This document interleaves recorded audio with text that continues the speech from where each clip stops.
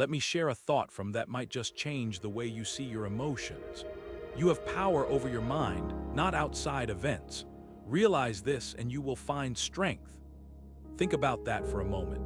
In a world that often feels chaotic, where emotions can spiral out of control at the slightest provocation, this ancient wisdom offers a profound truth. Emotional independence isn't about suppressing feelings or pretending everything is fine. It's about mastering your inner world, no matter what storms rage outside. Today, we're diving into 50 timeless Stoic lessons that will guide you toward building true emotional independence. These aren't just philosophical ideas. They're practical tools you can use to navigate life's challenges with calm, clarity, and resilience. Whether you're dealing with stress, uncertainty, or the pressures of modern life, these lessons will help you cultivate a mindset that's unshakable. In this video, we'll explore how Stoic philosophy can teach you to respond to life's ups and downs with purpose rather than panic. You'll learn how to detach from what you can't control, focus on what truly matters, and find peace even in the midst of chaos. Each lesson is designed to be actionable, giving you concrete steps to build emotional strength and self-mastery. So, if you're ready to take control of your emotions and live with greater freedom and confidence, stay with me. This journey is about more than just understanding Stoicism. It's about transforming the way you approach life itself. Let's dive into the very foundation of emotional independence, focusing on what you can control. At the heart of Stoic philosophy lies the dichotomy of control, a principle that teaches us to separate what is within our power from what is not. As Epictetus famously put it, some things are within our power while others are not. Within our power are opinion, motivation, desire, and aversion. In short, whatever is of our own doing. This simple yet profound idea is the first step toward building true emotional resilience. Imagine this: you're at work, and a colleague criticizes your project in front of the team. Your immediate reaction might be frustration, embarrassment, or even anger. But here's the Stoic perspective. What others say or think about you is not within your control. What is within your control is how you choose to respond. Do you let their words define your worth, or do you take a moment to reflect, learn, and move forward with clarity? This distinction isn't just about work. It applies to every aspect of life. The weather, traffic, or even the actions of others are external factors we can't dictate. But our thoughts, our choices, and how we interpret these events, those are ours to shape. By focusing on what's within our control, we free ourselves from the emotional turbulence of trying to change what we cannot. Think about the last time you faced a situation outside your control. Did you spend energy worrying about it, or did you channel that energy into something you could influence? The Stoics remind us that true power lies not in controlling the world around us, but in mastering our inner world. It's a shift in perspective that transforms how we experience life, one decision at a time. So the next time you feel overwhelmed by circumstances beyond your reach, pause and ask yourself, what's actually in my hands right now? By anchoring yourself in what you can control, you'll find a deeper sense of calm and clarity, no matter what storms may come your way. Have you ever felt overwhelmed by your emotions, as if they were a tidal wave pulling you under, leaving you powerless to think or act clearly? This is where the Stoic practice of cognitive detachment comes in, a tool that allows us to observe our emotions without becoming consumed by them. The Stoics believed that emotions are natural, even inevitable, but they also warned against letting those emotions dictate our actions. As Seneca once said, we suffer more often in imagination than in reality. In other words, our interpretation of events often amplifies our emotional reactions far beyond what's necessary. Cognitive detachment doesn't mean suppressing or ignoring emotions. Instead, it's about creating a mental space where you can acknowledge what you're feeling without letting it control you. Think of it like stepping back from a painting to see the whole picture, rather than being so close that all you notice are the brushstrokes. For example, imagine you're stuck in traffic and frustration starts to bubble up. Instead of letting that anger take the wheel, you pause and ask yourself, is this situation within my control? If the answer is no, you redirect your energy towards something productive or calming, like listening to music or planning your day. The beauty of this practice lies in its simplicity and universality. It's not about becoming emotionless, it's about becoming intentional with how you respond to those emotions. Take a moment to reflect. How often do you let a fleeting emotion dictate your mood or actions? What would it look like to observe those emotions, like clouds passing in the sky, without letting them define your day? Cognitive detachment is a skill that grows stronger with practice, and it's one of the most powerful tools Stoicism offers for building true emotional independence. One of history's most revered Stoic philosophers often reflected on the fleeting nature of life. In his personal writings, he reminded himself that everything around him, people, possessions, even his own existence, was transient. He wrote, "You could leave life right now. Let that determine what you do and say and think." This stark reminder wasn't meant to invoke fear, but rather to cultivate a deeper appreciation for the present moment and to loosen the grip of attachment to outcomes. Stoicism teaches us that impermanence isn't something to resist or fear, but rather a fundamental truth to embrace. Epictetus, another towering figure in Stoic philosophy, put it simply, "It's not what happens to you, but how you react to it that matters." External things, whether they're relationships, careers, or material possessions, are temporary by nature. When we internalize this, we free ourselves from the emotional turbulence that comes with clinging too tightly to what we cannot control. Consider the example of losing a job. For many, this can feel like a devastating blow, a disruption of stability and identity. But when viewed through the lens of impermanence, it becomes a reminder that no situation, no matter how secure it seems, lasts forever. Losing a job isn't the end of the story. It's an opportunity to adapt, to grow, and to discover new paths. The Stoics would argue that the real challenge lies not in the loss itself, but in our reaction to it. Take a moment to reflect. What are the things in your life that you hold on to tightly, fearing their loss? Now imagine releasing that grip, even just a little. How might that shift in perspective change the way you approach challenges or setbacks? Understanding impermanence doesn't mean we stop caring or striving. It means we learn to flow with life's inevitable changes, rather than fighting against them. By embracing the transient nature of all things, we build resilience. We become less reactive, less prone to despair when things don't go as planned. And in that space, we find a quiet strength, a sense of emotional independence that allows us to face life's uncertainties with calm and clarity. Gratitude is one of the most powerful tools Stoicism offers for achieving emotional balance. It's not just about saying thank you or acknowledging the good things in life. It's a deliberate practice of shifting your focus from what you lack to what you already have. This shift in perspective is transformative. When you train your mind to appreciate the present moment, you create a sense of contentment that isn't easily shaken by external circumstances. As Seneca once wrote, "True happiness is to enjoy the present without anxious dependence upon the future."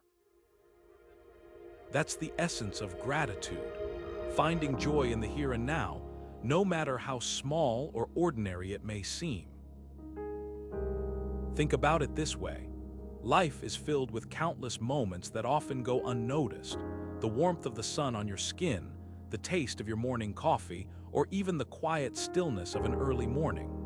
These are the moments Stoics encourage us to cherish. They remind us that happiness isn't found in chasing grand achievements or material possessions. It's found in appreciating what's already within our grasp. By cultivating gratitude, you build a foundation of emotional resilience. You train yourself to see abundance where others might see scarcity. Here's a practical way to start. Take a moment today to reflect on 3 things you're grateful for. It could be something as simple as a kind word from a friend, a meal you enjoyed, or even the opportunity to learn and grow. Write them down, say them out loud, or just hold them in your thoughts. The act of acknowledging these moments shifts your focus from what's missing to what's already present. Over time, this practice becomes a habit, one that strengthens your ability to stay grounded no matter what challenges come your way. Gratitude, after all, isn't just a feeling, it's a skill. And like any skill, the more you practice it, the stronger it becomes. How do you respond when life throws you a curveball? Do you see it as a setback, or do you see it as a chance to grow? This is where Stoic philosophy offers a powerful perspective. The Stoics didn't just tolerate adversity, they welcomed it. They believed that challenges are not obstacles to avoid, but opportunities to build resilience and strength. One of history's most famous Stoics put it this way: "The impediment to action advances action. What stands in the way becomes the way." In other words, the very things that seem to block your path can become the tools you use to move forward. Think about it, when everything goes smoothly, it's easy to coast. But it's in the moments of struggle, failure, or uncertainty where true growth happens. Adversity forces you to adapt, to think creatively, and to dig deep into your inner resources. It's like lifting weights. You don't get stronger by lifting air. You get stronger by pushing against resistance. The Stoics understood this principle deeply. They saw every challenge as a chance to practice virtues like patience, courage, and perseverance. Here's an example to bring this to life. Imagine someone who loses their job unexpectedly. At first, it feels like a disaster, a blow to their confidence and security. But through a Stoic lens, this setback could be reframed. Maybe it's an opportunity to explore a new career path, to learn new skills, or to reassess what truly matters in life. The Stoic approach isn't about pretending everything is fine. It's about recognizing that even in difficulty, there's potential for something meaningful to emerge. So how can you apply this to your own life? The next time you face a challenge, pause for a moment and ask yourself, what can I learn from this? How can this situation help me grow? Reframing adversity as an opportunity doesn't make the struggle disappear, but it gives you a way to navigate it with purpose. It's about shifting your mindset from "why is this happening to me" to "what can I do with this?"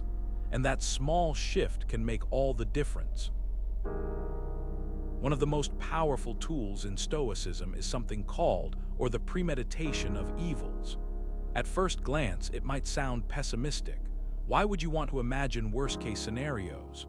But here's the twist. This practice isn't about dwelling on negativity. It's about preparing yourself emotionally so that when life throws its inevitable challenges your way, you're not caught off guard. Think of it as mental armor, a way to strengthen your resilience before the battle even begins. Seneca, one of the great Stoic philosophers, put it this way: "What is quite unlooked for is more crushing in its effect, and unexpectedness adds to the weight of a disaster." This is a reason for ensuring that nothing ever takes us by surprise. In other words, by anticipating difficulties, we strip them of their power to shock or overwhelm us. It's not about expecting the worst to happen, it's about being ready if it does. Let's take a modern example. Imagine you're about to have a difficult conversation with someone. Maybe it's a boss, a friend, or a family member. Instead of dreading it or hoping it goes perfectly, you take a few moments to visualize how it might go wrong. What's the worst that could happen? Maybe they get defensive or the conversation spirals into an argument. Now ask yourself, how would you respond? How would you stay calm and composed? By walking through these possibilities in your mind, you're not only preparing for the worst, but also creating a mental roadmap for how to handle it. And when the moment comes, you'll find yourself far less anxious because you've already faced it in your imagination. This exercise isn't just about big, life-altering challenges either. It works just as well for the smaller, everyday stressors. For instance, if you're worried about missing a deadline, take a moment to think about what you'd do if it actually happened. How would you regroup? What steps would you take to resolve the situation? By doing this, you're not just reducing fear, you're building confidence in your ability to adapt and overcome. So why not give it a try? The next time you feel anxious about something, pause and practice negative visualization. Picture the worst-case scenario and then ask yourself, how would I handle this? What would I do next? You might be surprised at how much calmer and more in control you feel. After all, as the Stoics remind us, it's not what happens to us that defines us, it's how we respond. And by preparing for the worst, we ensure that our response is always grounded, thoughtful, and resilient. Emotional independence begins with a simple yet profound shift, letting go of the need for external validation. The Stoics were clear on this point. Seeking approval from others is not only futile, but also a barrier to true inner freedom. As Epictetus once said, if you want to improve, be content to be thought foolish and stupid.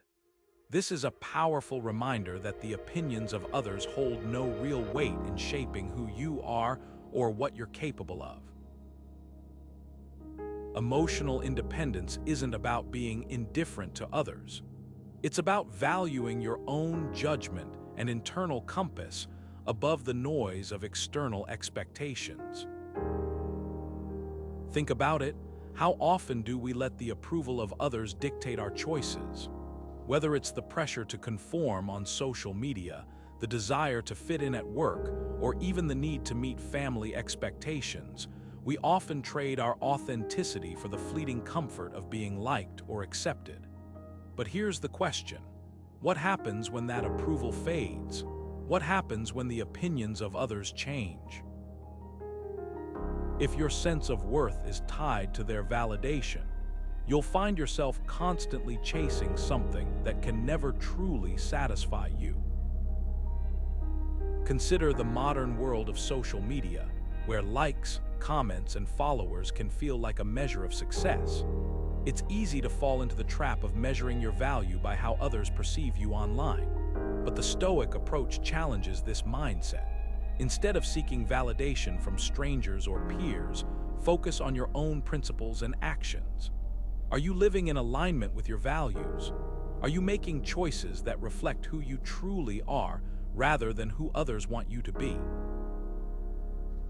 These are the questions that lead to emotional independence. Take a moment to reflect. Where do you seek validation in your own life? Is it in your career, your relationships, or even your hobbies? Recognizing these patterns is the first step toward breaking free from them. The Stoics teach us that true freedom comes from within. It's about cultivating a sense of self-worth that isn't dependent on the approval of others. When you stop seeking validation externally, you start building a foundation of confidence and resilience that no one can take away. Picture this, it's the year 180, and one of history's most renowned Stoic philosophers sits in his tent, writing in his journal. He's surrounded by the chaos of war, yet his words are calm, deliberate, and profoundly insightful. He writes, "Love whatever happens to you. It's for the good of the world. And so it was for you." This is the essence of the Stoic principle of loving one's fate.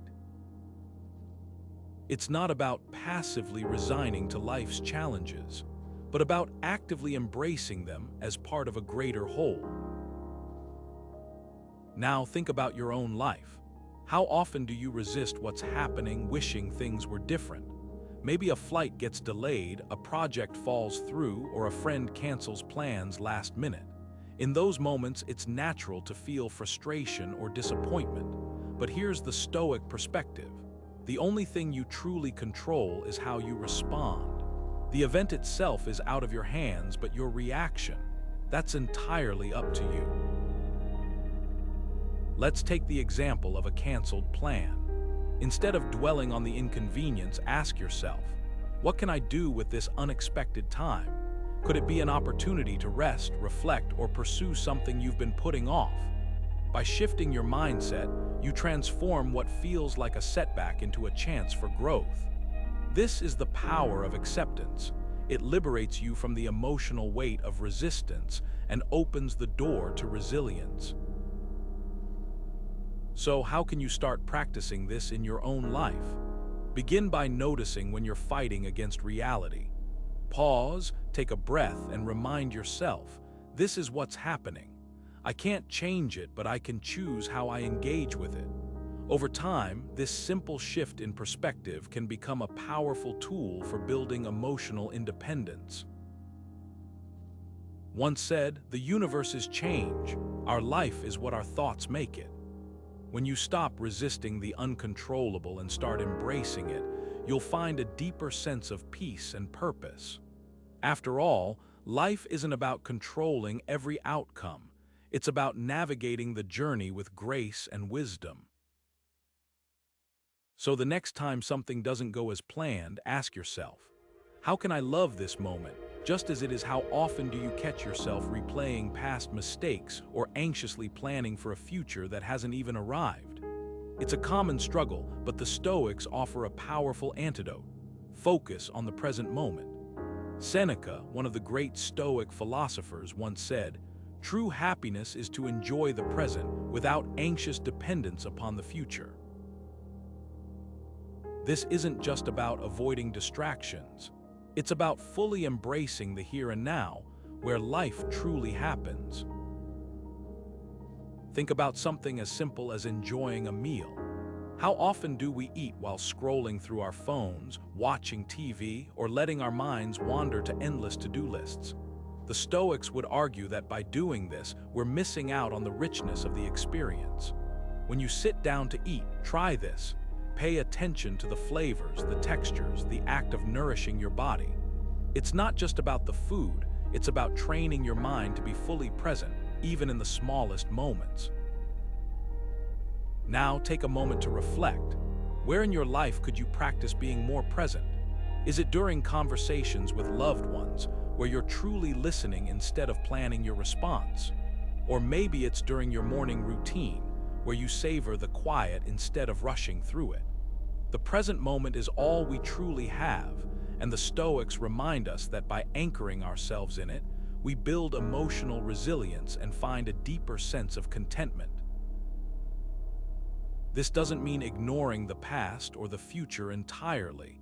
It's about not letting them control you. The past can teach us, and the future can guide our actions, but neither should pull us away from the gift of the present. So, the next time you feel your mind drifting to what's already happened or what's yet to come, gently bring it back to where you are right now. Because this moment, right here, is where life unfolds. One of the most powerful tools in the Stoic toolkit is self-discipline, a virtue that acts as the foundation for emotional independence. Think about it. How often do we feel controlled by our impulses, whether it's reaching for that extra slice of cake, scrolling endlessly through social media, or putting off important tasks? These moments might seem small, but they add up, chipping away at our sense of control and leaving us feeling less free. The Stoics understood this deeply. Epictetus, one of the great Stoic philosophers, once said, "No man is free who is not master of himself." In other words, true freedom doesn't come from external circumstances. It comes from mastering your own desires, impulses, and reactions. So, how do we start building this kind of discipline? It begins with recognizing where we're giving in to our impulses instead of aligning with our deeper values. For example, let's say you've been meaning to start a new workout routine, but every morning you hit the snooze button instead of getting up. That's a moment where self-discipline can step in. It's not about punishing yourself or being harsh. It's about making a conscious choice to act in a way that serves your long-term goals rather than your immediate comfort. Each time you resist that urge to procrastinate or indulge, you're strengthening your ability to stay in control of your emotions and actions. Here's a challenge for you. Take a moment to identify one area in your life where you could practice more self-discipline. Maybe it's cutting back on distractions, sticking to a budget, or finally tackling that project you've been avoiding. Whatever it is, start small. The Stoics believed that self-discipline is like a muscle. It grows stronger with practice.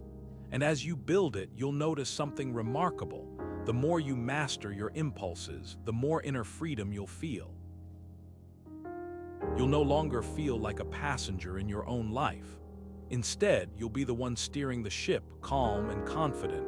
No matter what storms come your way, life is full of challenges. There's no escaping that.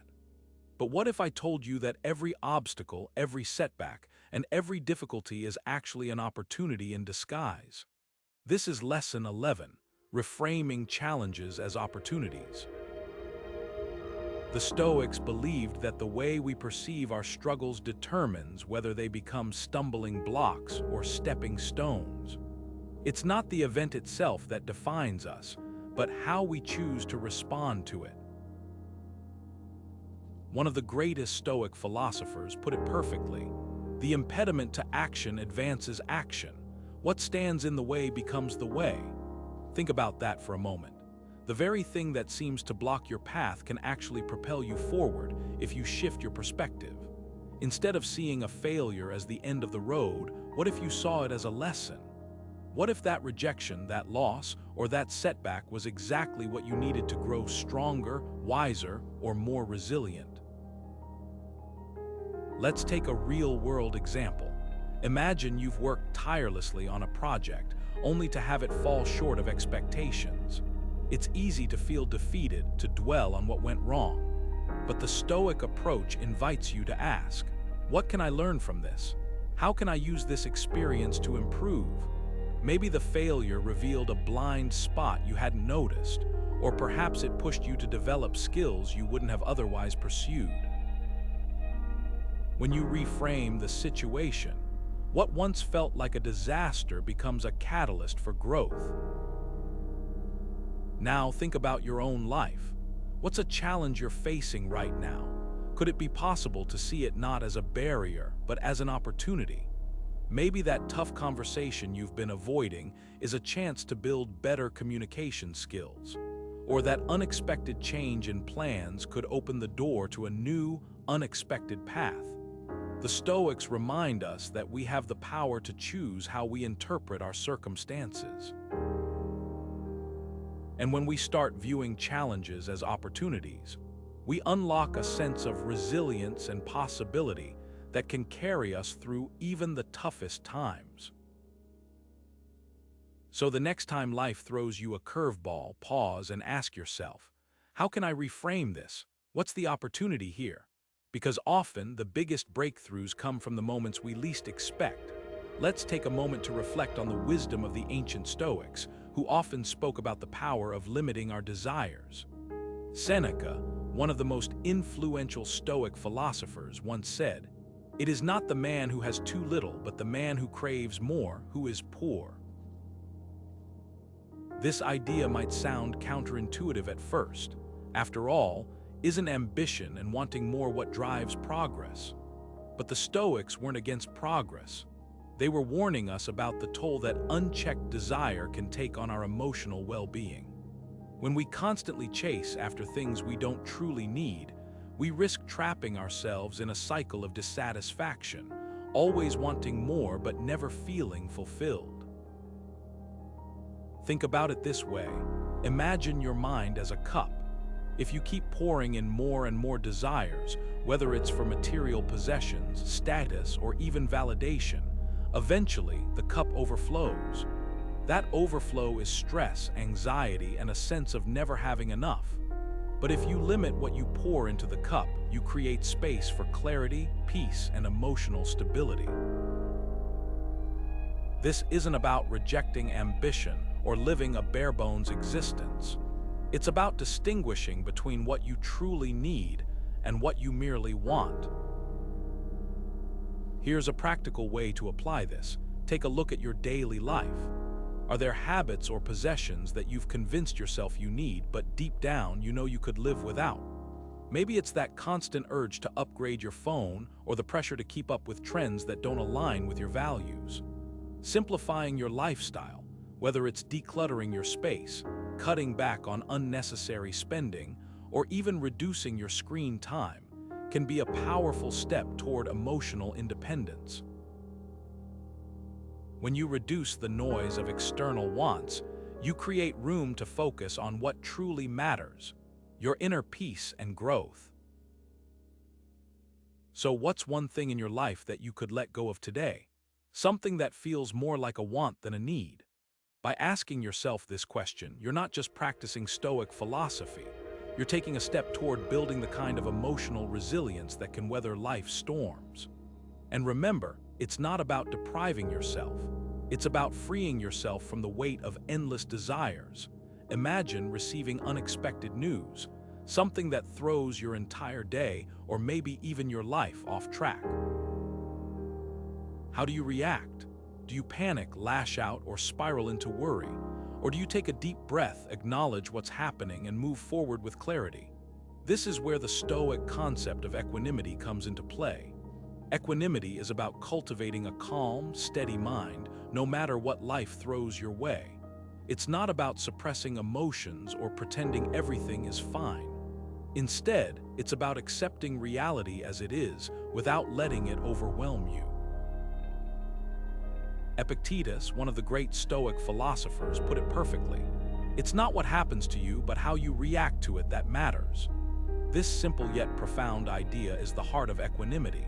When you can stay steady in the face of change, whether it's good news, bad news, or something entirely unexpected, you're building a foundation of emotional independence. You're no longer at the mercy of external events. Instead, you're in control of your inner world. Let's take a practical example. Say you're at work and you suddenly find out a project you've been working on for months has been canceled. Your first reaction might be frustration or disappointment, and that's completely natural. But here, where equanimity steps in, instead of letting those emotions take over, you pause. You remind yourself that while you can't control the situation, you can control how you respond. Maybe you take a moment to reflect on what you've learned from the project, or you shift your focus to what's next. By doing this, you're not just reacting, you're choosing how to move forward. So how can you start practicing equanimity in your own life? One way is to develop a habit of pausing before reacting. When something unexpected happens, take a breath. Ask yourself, what's within my control here? What's not? This small pause can create the space you need to respond with intention rather than impulse. Another way is to remind yourself daily that change is a natural part of life. The more you accept this, the easier it becomes to stay calm when things don't go as planned. Equanimity isn't about becoming emotionless. It's about not letting your emotions dictate your actions. It's about finding that inner calm, even in the midst of chaos. And when you can do that, you're not just building emotional independence. You're reclaiming your power to live a life of purpose and clarity, no matter what comes your way. How does holding onto resentment affect your emotional well-being? Think about it for a moment. When we cling to anger or bitterness, it's like carrying a heavy weight that drains our energy and clouds our perspective. The Stoics understood this deeply. They saw forgiveness not as a favor to others, but as a gift to ourselves, a way to reclaim our inner peace. One of the great Stoic philosophers put it simply, the best revenge is to be unlike him who performed the injury. In other words, holding onto anger only harms us, while forgiveness frees us from the chains of negativity. Imagine this scenario. Someone wrongs you, and you spend days, weeks, or even years replaying the event in your mind. Each time you revisit that hurt, you're giving that person power over your emotions. But what if, instead of stewing in resentment, you chose to let it go? Not because they deserve it, but because you deserve peace. The Stoics would argue that by forgiving, you're not excusing their behavior. You're simply refusing to let it control your life any longer. Now, take a moment to reflect. Are there any grudges you've been holding onto? Maybe it's a friend who betrayed your trust or a colleague who overlooked your efforts. Whatever it is, ask yourself, is holding onto this resentment serving you, or is it holding you back? Forgiveness doesn't mean forgetting or condoning what happened. It means choosing to prioritize your emotional independence over the fleeting satisfaction of staying angry. This lesson is about more than just letting go, it's about reclaiming your power. When you release resentment, you make room for clarity, growth, and a deeper sense of calm. It's not always easy, but as the Stoics remind us, true strength lies in mastering our emotions, not being ruled by them. So, what's one resentment you're ready to release today? One of the most profound lessons Stoicism teaches us is this: virtue is the highest good. It's not wealth, fame, or even happiness. It's the quality of our character, the moral fiber that guides our actions. When we align our lives with virtue, we build a foundation of emotional independence that no external circumstance can shake. As Seneca once said, virtue is nothing else than right reason. It's about making choices that reflect our deepest values, even when it's inconvenient or difficult. Think about it. How often do we face moments where we're tempted to take the easy route, to cut corners, or to compromise our integrity for short-term gain? Maybe it's stretching the truth to avoid an awkward conversation, or staying silent when we see something unjust. But here's the thing: every time we choose virtue over convenience, we strengthen our emotional resilience.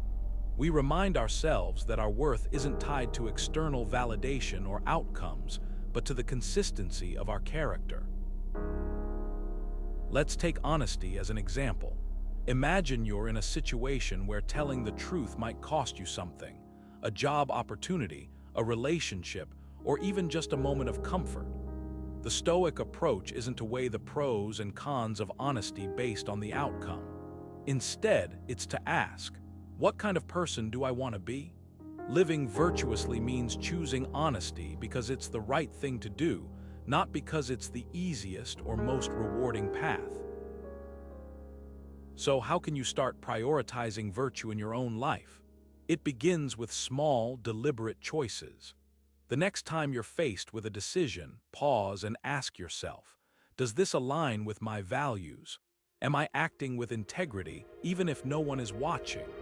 By making virtue the cornerstone of your actions, you'll find a deeper sense of peace and emotional strength, one that comes from knowing you're living in harmony with your principles.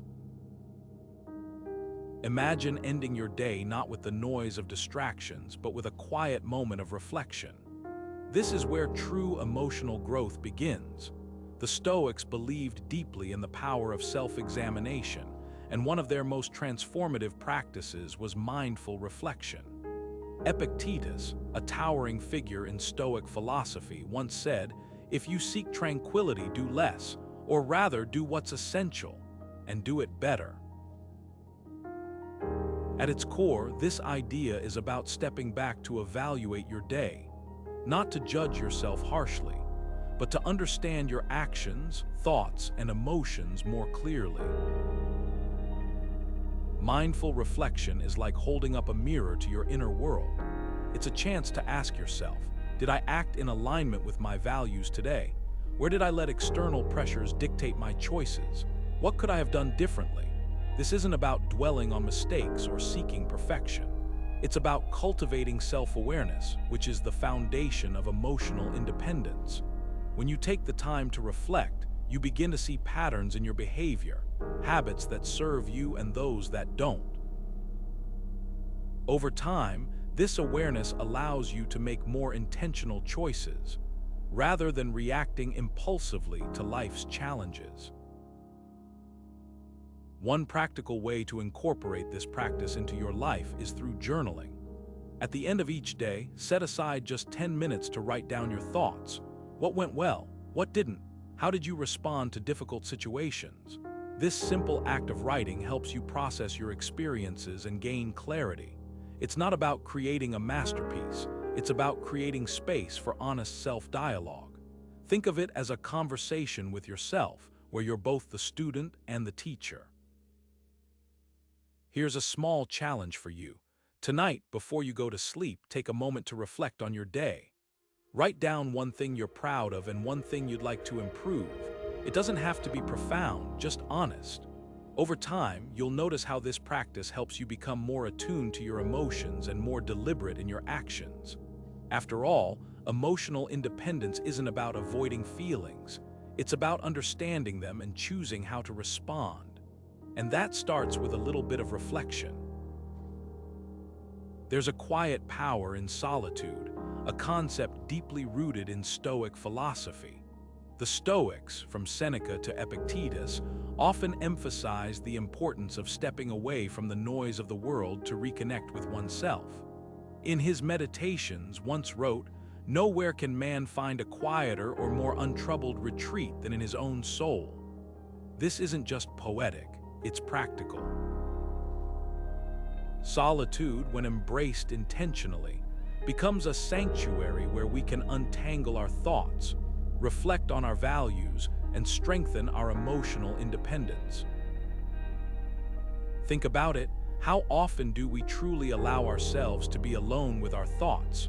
In a world that's constantly buzzing with notifications, obligations, and social interactions, solitude can feel uncomfortable, even alien. But it's in those moments of stillness that we gain clarity. When we remove external distractions, we're forced to confront our inner world, and that's where growth happens. Solitude isn't about isolation or loneliness.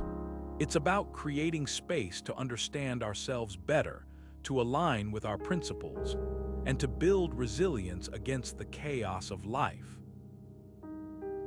Here's a simple way to start. Take a solo walk. No headphones, no phone, just you and the rhythm of your steps. Notice how your mind begins to settle. You might find that the worries that seemed overwhelming start to lose their grip, or perhaps you'll uncover insights you hadn't considered before. This is the gift of solitude. It's a chance to return to yourself, to reconnect with what truly matters. So how can you incorporate more moments of solitude into your life? It doesn't have to be grand or time-consuming. Maybe it's waking up 10 minutes earlier to sit quietly with a cup of tea. Maybe it's finding a quiet corner during your lunch break to reflect on your day. The key is to make it intentional. Use these moments to ask yourself questions. What am I feeling right now? What's truly important to me? Am I living in alignment with my values? These small acts of introspection can have a profound impact over time, helping you cultivate emotional independence and a deeper sense of inner peace. What fears hold you back from living fully? This is a question worth sitting with for a moment. Fear, as the Stoics teach us, is often an illusion, a trick of the mind that exaggerates the risks and minimizes our ability to handle them.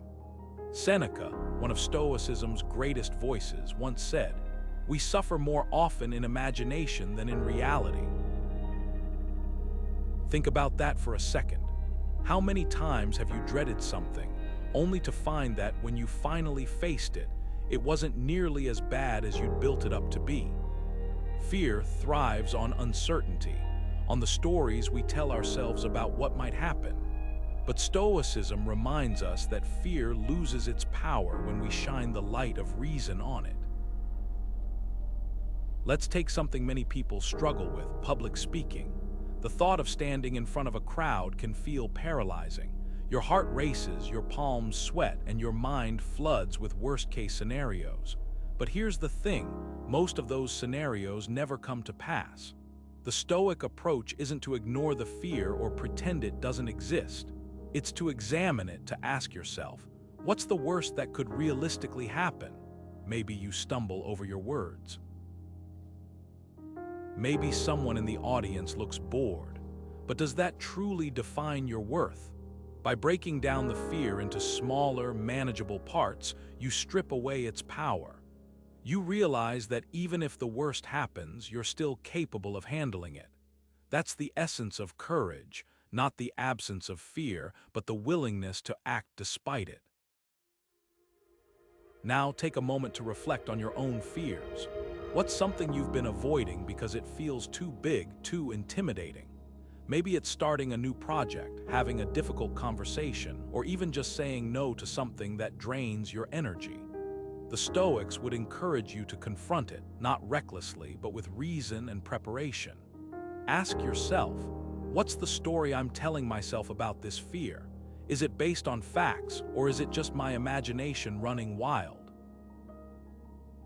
By doing this, you take the first step toward emotional independence, freeing yourself from the grip of fear and reclaiming your power to act. Compassion is often misunderstood as a weakness, something that might make us vulnerable or overly dependent on others. But in Stoicism, it's seen as a strength, a way to connect deeply with others while still holding onto your emotional independence. It's about understanding the struggles of those around you without letting their emotions consume you. As once wrote, "What is not good for the swarm is not good for the bee." In other words, we're all interconnected, and our well-being is tied to the well-being of those around us. Compassion isn't about losing yourself in someone else's pain. It's about recognizing their humanity and offering support without sacrificing your own peace of mind. Think about a time when a friend or family member was going through a tough situation. Maybe they were dealing with a loss, a failure, or just a rough patch in life. How did you respond? Did you feel the urge to fix everything for them, or did you simply sit with them, listen, and let them know they weren't alone? Stoic compassion is more about the latter, being present, offering understanding, but not taking on their struggle as your own. It's a delicate balance, but it's one that allows you to be there for others without losing yourself in the process. Here's a practical way to think about it. Imagine you're walking through a forest with a friend. They trip and fall, and you stop to help them up. You don't need to carry them the rest of the way. That would only exhaust you both.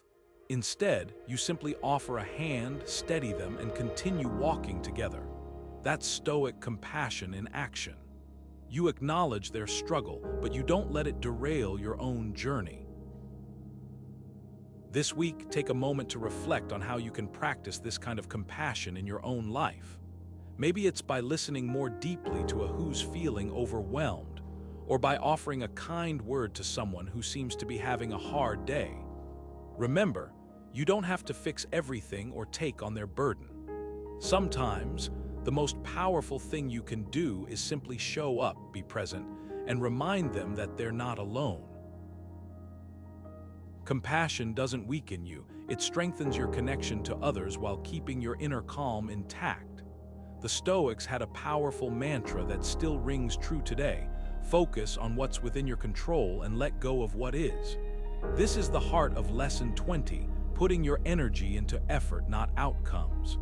Life is unpredictable, and results are often shaped by forces outside your influence. But your effort, that's yours alone. By shifting your attention to the quality of your actions rather than the rewards they might bring, you free yourself from the emotional of dependency on external validation. Epictetus, one of Stoicism's most influential thinkers, put it this way: make the best use of what is in your power and take the rest as it happens. In other words, your intention, your focus, and your commitment to doing your best, that's where your power lies. The outcome, it's simply the byproduct of your effort, not the measure of your worth. Let's take a practical example. Imagine you're preparing for a job interview. You can spend hours researching the company, practicing your responses, and refining your presentation. These are all actions within your control. But once you walk into that interview room, the hiring manager's decision, that's out of your hands. If you've tied your sense of success to getting the job, you're setting yourself up for potential disappointment. But if you focus on the effort, on showing up fully prepared, confident, and authentic, you'll walk away knowing you gave it your all, regardless of the outcome. This mindset isn't just about interviews or big life moments. It's a daily practice. Every time you feel the weight of expectations or the fear of failure, ask yourself, what can I control right now? Redirect your energy to the steps you can take, the choices you can make, and the effort you can pour into the moment. Over time, this shift in focus builds resilience and emotional independence. So think about this. Where in your life are you fixating on outcomes instead of effort? How can you reframe your approach to focus on what's truly within your power? It's not about abandoning goals. It's about anchoring yourself in the process, not the prize. That's where true freedom lies. There's a profound story from ancient Stoic teachings that highlights the importance of humility. The Stoics believed that true strength lies not in puffing ourselves up, but in recognizing our limitations. They saw humility as a cornerstone of emotional independence, because when we stop pretending we're invincible, we open ourselves to growth and resilience. Seneca, one of the great Stoic philosophers, once warned, "The greatest obstacle to living is expectancy, which hangs upon tomorrow and loses today." In other words, arrogance, thinking we're always right or above learning, steals our ability to live fully in the present and connect with the world as it is. Humility isn't about putting yourself down, it's about seeing yourself clearly. When we admit we don't have all the answers, we create space to learn, adapt, and improve. Imagine a leader who refuses to acknowledge a mistake, doubling down on poor decisions out of pride. Compare that to someone who humbly admits, "I was wrong and I need to fix this." Which one inspires trust and growth? Humility disarms conflict, builds bridges, and strengthens relationships, because it's rooted in honesty, not ego. Think about your own life for a moment. When was the last time you admitted you were wrong or didn't know something? It's not easy, is it? Our egos often resist humility because it feels vulnerable. But here's the paradox. That vulnerability is where true strength lies. When we let go of the need to be perfect or all-knowing, we free ourselves from the weight of pretense. We become more adaptable, more open to feedback, and better equipped to handle life's challenges. So how can you practice humility today? Start small. Maybe it's acknowledging a mistake at work or listening to someone else's perspective without immediately defending your own. Humility isn't about diminishing yourself, it's about elevating your capacity to grow. And in that growth, you'll find a deeper sense of emotional independence, unshaken by the need to prove yourself to anyone. How does striving for perfection affect your emotional well-being? For many of us, the pursuit of perfection can feel like chasing an impossible standard, leaving us drained, frustrated, and never quite satisfied. But what if I told you that imperfection isn't something to fear or fight against? According to Stoic philosophy, it's a natural part of life, one we can learn to embrace rather than resist. One of the most famous Stoic thinkers once wrote, "You have power over your mind, not outside events. Realize this and you will find strength." What he's pointing to here is the idea that our struggles with perfectionism often come from trying to control things that are inherently uncontrollable. Life is messy, unpredictable, and full of flaws, and that's okay. The Stoics believed that true emotional independence comes not from avoiding mistakes, but from accepting them as part of the human experience. Think about it this way. Imagine you're working on a creative project, maybe writing, painting, or even building something. Every time you make a small error, you stop and start over trying to make it flawless. But here's the thing, that pursuit of perfection can paralyze you. It keeps you from finishing, from sharing your work, and ultimately from growing. What if, instead of seeing mistakes as failures, you saw them as opportunities to learn and improve? That shift in perspective can be incredibly liberating. So how can you start letting go of perfectionism in your own life? Begin by asking yourself, what's the cost of holding yourself to an impossible standard? Are you sacrificing joy, progress, or even relationships in the name of perfection? The Stoics would remind us that the world doesn't demand perfection from us, we demand it from ourselves. And often that demand is rooted in fear. Fear of judgment, fear of failure, or fear of not being enough. But the truth is, you are enough just as you are. Take a moment to reflect on where perfectionism might be holding you back. Is it at work, in your personal projects, or even in your relationships? How would it feel to embrace imperfection, to see it not as a flaw, but as a stepping stone toward growth and resilience? The next time you catch yourself striving for that unattainable ideal, pause, take a deep breath, and remind yourself, perfection isn't the goal, progress is. By letting go of perfectionism, you're not giving up on excellence.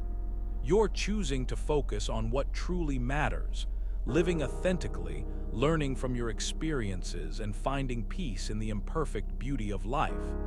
And that, perhaps, is one of the most powerful lessons Stoicism has to offer. Patience is not just a virtue, it's a superpower. In a world that often feels like it's moving at breakneck speed, the ability to wait calmly, without frustration or anxiety, is a cornerstone of emotional independence. The Stoics understood this deeply. Epictetus once said, "No great thing is created suddenly, any more than a bunch of grapes or a fig. If you tell me that you desire a fig, I answer you that there must be time. Let it first blossom, then bear fruit, then ripen." In other words, everything worth having requires time and endurance. And when we embrace that truth, we free ourselves from the constant tug of impatience. Think about it. How often do we let minor delays or setbacks derail our peace of mind? Maybe it's waiting in a long line, enduring a delayed flight, or even waiting for a text message that never seems to come. These moments can feel frustrating, even maddening. But here's the Stoic perspective. The delay itself isn't the problem, it's our reaction to it. When we practice patience, we shift our focus from what's outside our control to what's within it. Our mindset, our breath, our ability to endure. Let's take that delayed flight as an example. Instead of pacing the terminal, checking the time every 2 minutes, or venting to anyone who will listen, Stoicism invites us to pause. What can you do in this moment? Perhaps you can read a book, listen to a podcast, or simply observe the world around you. By reframing the situation, you transform idle waiting into an opportunity for growth. Patience, then, isn't just about enduring. It's about reclaiming your power in the face of uncertainty. So how can you cultivate this skill in your own life? Start small. The next time you're stuck in traffic or waiting for a slow-moving line, resist the urge to let frustration take over. Take a deep breath. Remind yourself that this moment, too, will pass. Over time, these small acts of patience will build into a deeper sense of calm and resilience. And as you strengthen this muscle, you'll find that fewer things can shake your emotional independence. Patience is more than just waiting, it's about how you wait. It's about finding peace in the process, trusting that the outcome, whether it's a fig, a flight, or a long-held goal, will come in its own time. And when you master that, you'll discover a newfound freedom from the anxiety of rushing through life. Here's the next section of the script, following your outline and guidelines.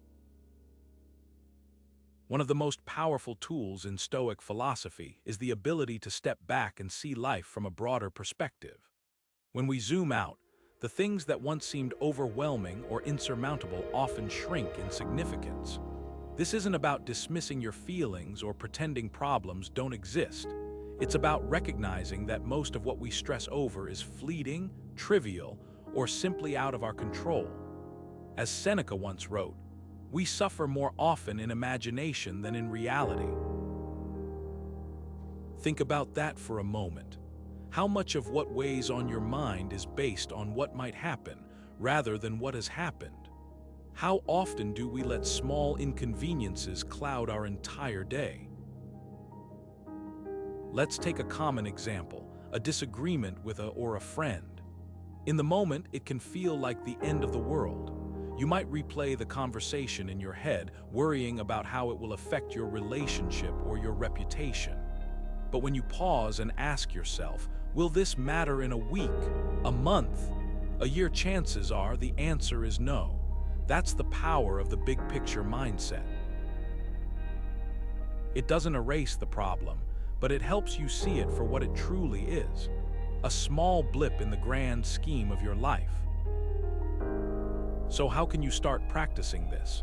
Begin by asking yourself one simple question when you're faced with a challenge. What's the worst that could happen, and how likely is it? Often, you'll find that the worst-case scenario is either unlikely or something you can handle. And even if it does happen, you'll realize you're stronger than you think. The Stoics believed that by focusing on what truly matters, our values, our growth, and our ability to respond with wisdom, we can navigate life's ups and downs without being swept away by every wave. Try this exercise. The next time something bothers you, take a deep breath and imagine looking at your life from a distance, as if you were watching it from above. What do you see? What really matters in the long run? This shift in perspective isn't just calming, it's empowering. It reminds us that while we can't control everything that happens, we can choose how we respond. And that choice is where true emotional independence begins.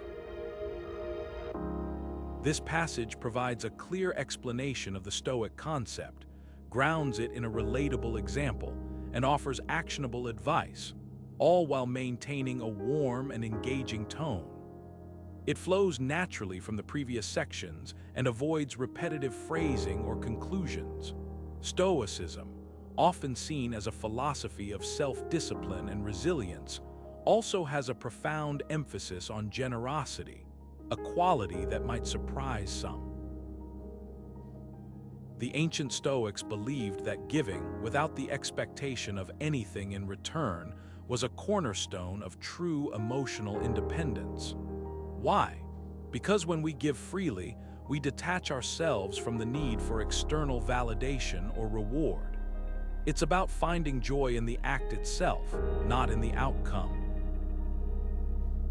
One of the most famous Stoic philosophers and a Roman emperor once wrote, "What we do now echoes in eternity." He saw generosity as a way to leave a lasting, positive impact on the world, not for personal gain, but because it aligns with our nature as social beings. He believed that helping others is a natural expression of virtue, and in doing so, we strengthen our own character. Think about it this way.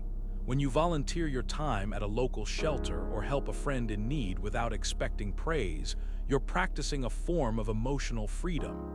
You're not tied to the outcome, you're simply acting from a place of kindness. This kind of generosity teaches us to let go of control, to stop worrying about whether we'll be thanked or repaid. And in that letting go, we find a deeper sense of peace and independence. Here's a challenge for you. Reflect on how you can incorporate generosity into your daily life. It doesn't have to be grand gestures. Sometimes it's the small acts, like holding the door for someone or offering a listening ear, that make the biggest difference. How might practicing generosity shift your perspective and help you build emotional resilience? Take a moment to think about it. Generosity isn't just about giving to others, it's a gift to yourself. It reminds us that we're part of something larger, and in that connection we find strength. So as you go about your day, consider how you can give freely, not because you have to, but because you choose to. It's in those moments that true emotional independence begins to take root.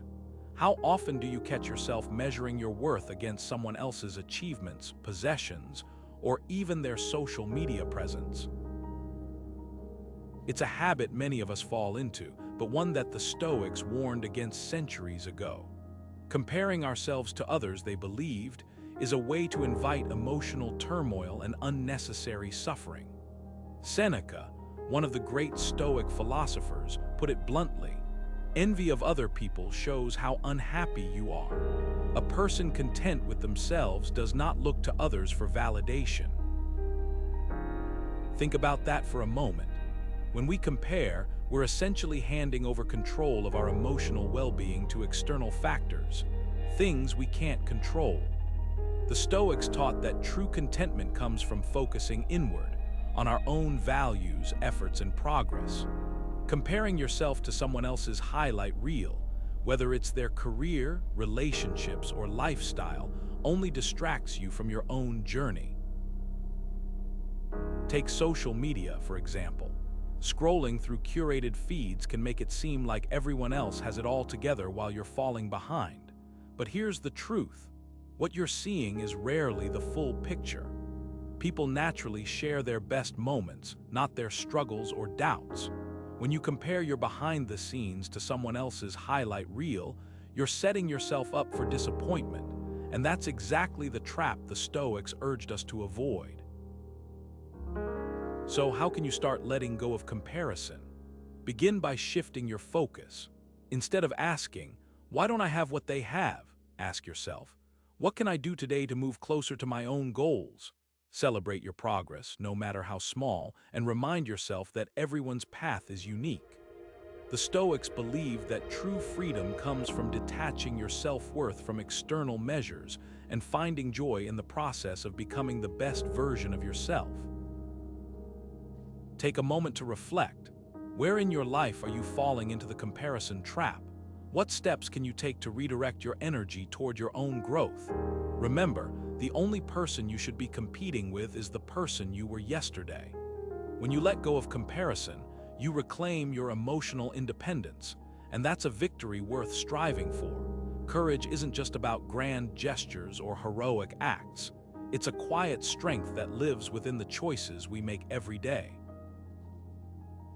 For the Stoics, courage was one of the 4 cardinal virtues, a cornerstone of emotional independence. Why? Because without it, fear can easily dictate our lives, keeping us trapped in cycles of avoidance and regret. Epictetus once said, "It's not what happens to you, but how you react to it that matters." This isn't just a call to endure hardship. It's an invitation to face it head-on with clarity and resolve. Think about it. Courage is what allows us to step into discomfort, to speak up when it's easier to stay silent, or to take responsibility when it's tempting to blame others. It's not the absence of fear. Stoics understood that fear is natural. It's the willingness to act despite it. Imagine standing in front of a group, your voice trembling as you share an unpopular opinion. That moment when you push through the fear is where courage lives. It's where resilience is built, one small act at a time. So how can you practice courage in your own life? Start by identifying the areas where fear holds you back. Maybe it's a difficult conversation you've been avoiding, or a dream you've put on hold because you're afraid of failure. What would it look like to take one small step forward, even if it feels uncomfortable? Courage isn't about being fearless. It's about choosing to move forward anyway. And every time you do, you strengthen your emotional independence, proving to yourself that you're capable of navigating life's challenges with grace and determination. Take a moment to reflect. Where in your life could you use a little more courage? What's one thing you've been hesitating to do that deep down, would bring you closer to the person you want to become? Because in the end, courage isn't just about facing the world. It's about facing yourself and choosing growth over comfort every single time. True emotional independence begins with recognizing that the wealth you carry within is far more valuable than anything you can own. The Stoics taught that material possessions are fleeting, but the strength of your character, your resilience, and your ability to find contentment in yourself are the true measures of wealth. As once wrote, "You have power over your mind, not outside events. Realize this and you will find strength." This idea isn't just philosophical, it's deeply practical.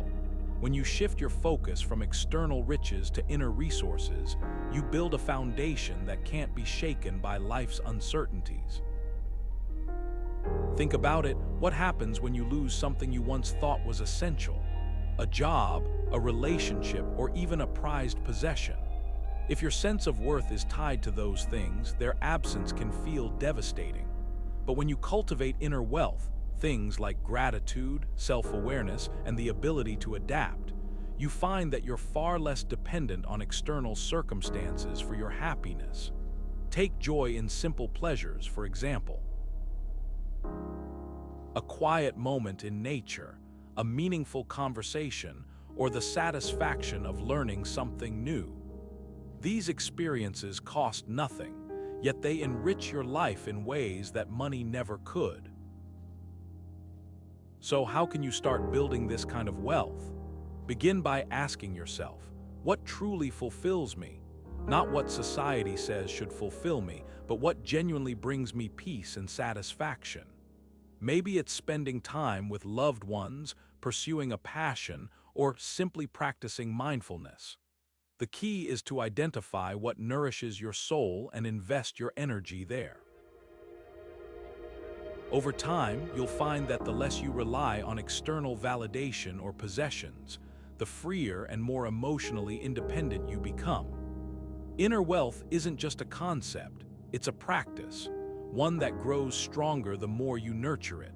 Let's take a step back in time to ancient Rome, where the Stoics taught a principle that still resonates deeply today: the transformative power of forgiveness. Seneca, one of the great Stoic philosophers, once wrote, "Anger, if not restrained, is frequently more hurtful to us than the injury that provokes it." These words remind us that holding onto resentment doesn't punish the person who wronged us, it punishes us. Forgiveness, in the Stoic sense, isn't about excusing harmful behavior or pretending it didn't happen. It's about freeing ourselves from the emotional weight that comes with holding a grudge. It's about choosing peace over bitterness, clarity over chaos. Think about it this way. When someone wrongs us, it's natural to feel hurt or angry. But what happens when we refuse to let go of that anger? It becomes a constant companion, draining our energy and clouding our judgment. The Stoics believed that forgiveness is an act of self-liberation. By releasing the grip of resentment, we reclaim our emotional independence. We take back control of our inner world, rather than letting someone else's actions dictate how we feel. Here's a practical example. Imagine a close friend forgets an important event like your birthday. At first, you might feel hurt or even betrayed, but instead of letting that frustration simmer, consider the bigger picture. Is holding onto that anger worth damaging the relationship? Or could you choose to forgive them, recognizing that everyone makes mistakes? This doesn't mean you ignore the issue. It means you address it calmly and then let it go so it doesn't weigh you down. So how can you start practicing forgiveness in your own life?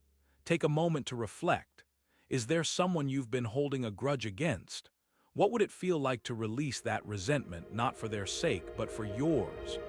Forgiveness, as the Stoics taught, isn't just a gift to others, it's a gift to yourself. It's a step toward emotional freedom, toward a life unburdened by the past. And isn't that a goal worth striving for? How often do you find yourself replaying past mistakes in your mind, wishing you had done things differently? Regret can feel like a heavy chain, tethering you to moments you can't change. But what if I told you that regret, as natural as it may seem, is actually a barrier to your emotional independence? Stoicism teaches us that dwelling on the past is a waste of energy, energy that could be spent building a better future. Once wrote, "Do not waste what remains of your life in speculating about your neighbors, unless with a view to some mutual benefit." Stop being carried away by what people say, and instead, focus on what you can control. In other words, the past is behind you, and no amount of regret can rewrite it. Think about it this way. Imagine you missed an important opportunity, a job, a relationship, or a chance to speak your truth. Instead of letting that moment define you, what if you used it as a lesson? The Stoics believed that every experience, good or bad, holds value if we choose to learn from it. Regret only becomes harmful when we allow it to consume us, keeping us stuck in a cycle of what-ifs. So how can you release regret and move forward? Start by acknowledging what happened without judgment.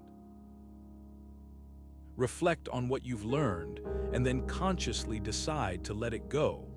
Ask yourself, what can I do today that aligns with the person I want to become? This shift in perspective doesn't mean ignoring your feelings or pretending the past doesn't matter. It means choosing to focus on the present moment, where you have the power to act and grow. By letting go of regret, you free yourself to embrace new opportunities and live with intention.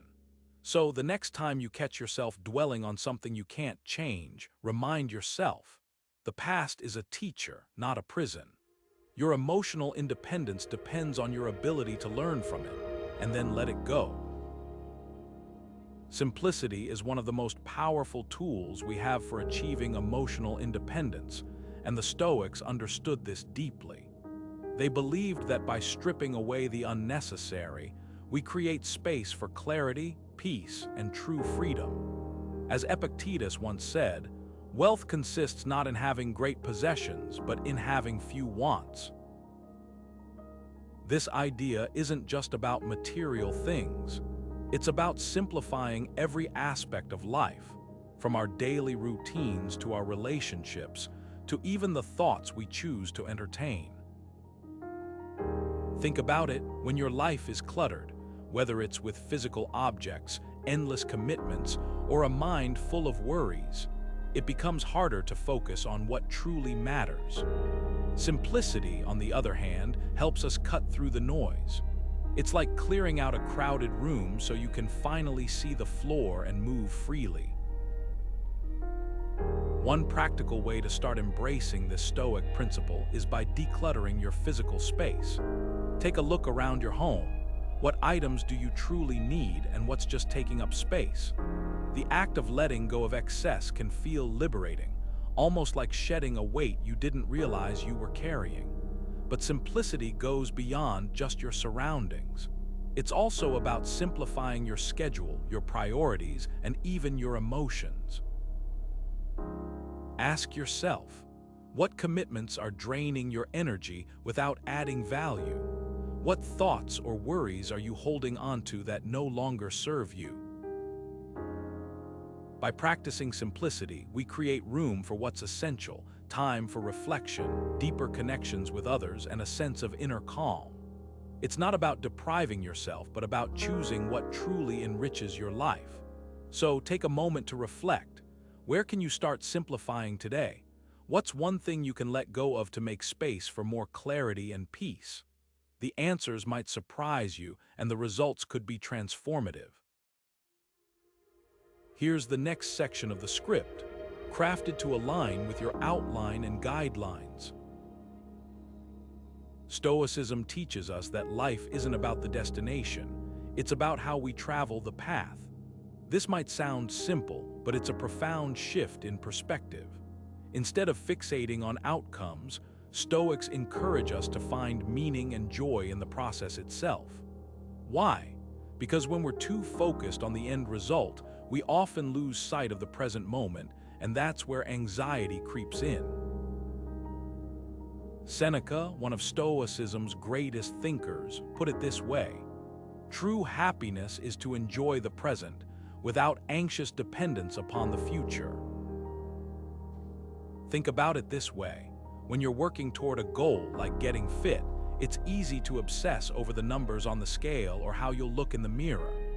But what if you shifted your focus to the experience itself, the rhythm of your breath, the strength in your muscles, the satisfaction of pushing yourself a little further? Suddenly, the journey becomes its own reward. You're no longer waiting for some distant future to feel accomplished. You're finding fulfillment in the here and now. This mindset isn't just about exercise, it applies to every area of life. Whether you're building a career, learning a new skill, or even working on a relationship, the process is where growth happens. When you focus on the journey, you free yourself from the pressure of perfection. Mistakes become lessons, not failures. Progress, no matter how small, feels meaningful. So here's a question to reflect on. Where in your life are you too focused on the destination? What would it look like to let go of that fixation and truly embrace the process? It's not about abandoning your goals, it's about finding joy in the steps you take to reach them. That shift, small as it may seem, can transform how you experience life. This Stoic principle reminds us that the journey isn't just a means to an end, it's the very essence of living. When we learn to savor it, we build a deeper sense of emotional independence, one moment at a time. Let's take a moment to reflect on something the Stoics understood deeply: the value of challenges. Centuries ago, figures like an Epictetus didn't just endure hardships, they embraced them. They saw obstacles not as setbacks, but as opportunities to grow stronger, wiser, and more resilient. Once wrote, "The impediment to action advances action. What stands in the way becomes the way." In other words, the very thing that blocks your path can become the path itself if you choose to see it that way. Think about it. When was the last time you faced a challenge that felt overwhelming? Maybe it was a project at work that didn't go as planned or a personal goal that seemed out of reach. At the time, it might have felt like a failure, but looking back, you might realize it taught you something invaluable. Perhaps it showed you where you needed to improve, or it revealed a strength you didn't know you had. That's the Stoic mindset, finding gratitude even in the midst of difficulty. Here's a practical example. Imagine you're working on a project and it falls apart. Instead of seeing it as a waste of time, consider what you gained. Maybe you learned how to manage a team better, or you discovered a new approach to problem solving.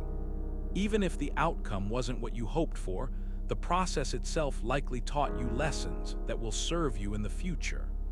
The Stoics would argue that these moments of struggle are not just inevitable but necessary for growth. So how can you apply this to your own life? Take a moment to think about a challenge you're currently facing. What can you learn from it? How can it make you stronger or more capable?